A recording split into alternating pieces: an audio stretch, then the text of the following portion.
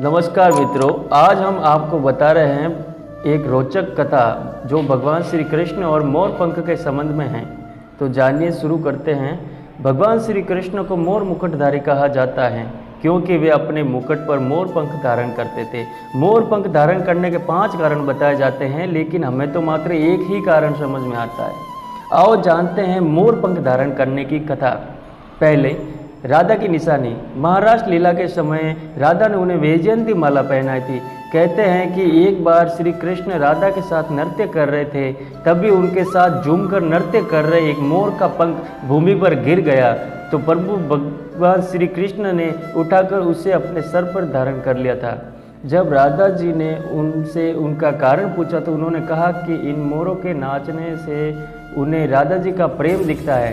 कहते हैं कि श्री राधा रानी के यहाँ बहुत सारे मोर थे। यह भी कहा जाता है कि बचपन में ही माता यशोदा अपने लल्ला के सर पर मोर पंख को सजाती थी।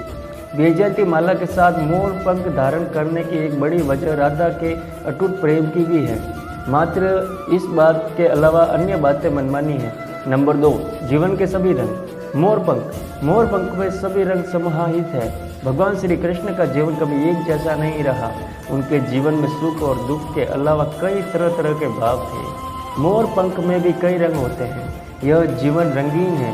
यदि आप दुखी मन से जीवन को देखोगे तो यह रंग बेरंग लगेगा, और प्रसन्न मन से देखेंगे तो यह दुनिया बहुत सुंदर है, बिल्कुल मोर पंख की तरह। नंबर 3, ग्रह दोष।